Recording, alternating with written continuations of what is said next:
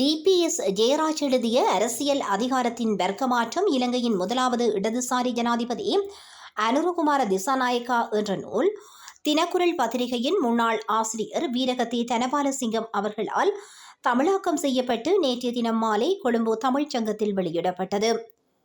இதன்போது தலைமை உரையை தினக்குரல் பத்திரிகையின் முன்னாள் ஆசிரியர் வீரகத்தி தனபாலசிங்கம் நிகழ்த்தியதோடு நூல் விமர்சனத்தை மூத்த பத்திரிகையாளர் ஆனந்த் பாலகிட்னர் நிகழ்த்தியிருந்தார்.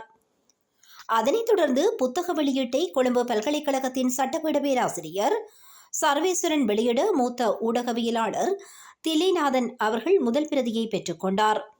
தொடர்ந்தும் நிகழ்வில் சட்டத்திரணி மற்றும் சமூக அரசியல் செயல்பாட்டாளரான சுவஸ்திகா அருளிங்கம் மற்றும் பேராசிரியர் சர்வேஸ்வரன் ஆகியோரும் சிறப்புரைகளை நிகழ்த்தியிருந்தனர்.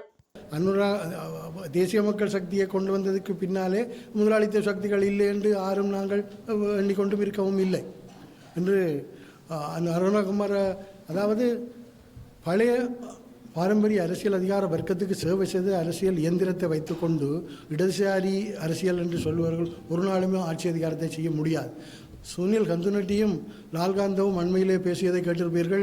இரண்டாம் அந்த பழைய அரசாங்கத்தில் இருந்த ஊழல் அதிகாரிகள், பழைய ராஜபக்சாக்களுக்கு, ரணில் விக்ரமசிங்காக்களுக்கு எல்லாம் சேவை செய்தவர்கள் பெரிய தடைகளை ஏற்படுத்துகிறார்கள். இவர்களை சொல்வார்கள் அடுத்த அறகலே பியூரோக்ரஸிக்கு எதிராக தான் நடக்கும், உயர் அதிகார வர்க்கத்துக்கு எதிராக தான் நடக்கும் என்று சுனில் கந்துனட்டி சொல்கிறார். லால்காந்தா அதை விட மோசமாக சொன்னார். அவர்களுக்கு என்ன பிரச்சனை என்றால் அந்த பழையவர்களுக்கு சேவை செய்த அரசியல் இயந்திரம் இவர்களுக்கு தடையாக இருக்கிறது. ஒரு 70கள காலகட்டமாக இருந்திருந்தால் சிலியிலே அலண்டைக்கு நடந்தது போன்று கூட ஏற்கனவே நடந்திருக்கலாம். ஆனால் அந்த காலகட்டத்தை மாறி இவர்கள் முதலாளித்துவ சக்திகளை தங்களுக்குள் இழுத்திருக்கிறார்கள். அரசியல் அதிகார மாற்றம் என்று ஸ்வசியா சொன்னது சரி. ஆனால் ஜெயராஜ் சொன்னார், எனக்கு நீங்கள் பிரச்சனையை தருகிறீர்கள், நான் அப்படியொன்றும் எழுதவில்லை, இவர் என்ன பிழையாக ஆய்வு செய்திருக்கிறார் என்று. உண்மையில் அவரில் தவறில்லை. அதை நாங்கள் ஒரு தலைப்பை போடும் பொழுது நாங்கள் அந்த குமரன் நான் யோசித்து தான் செய்தோம்.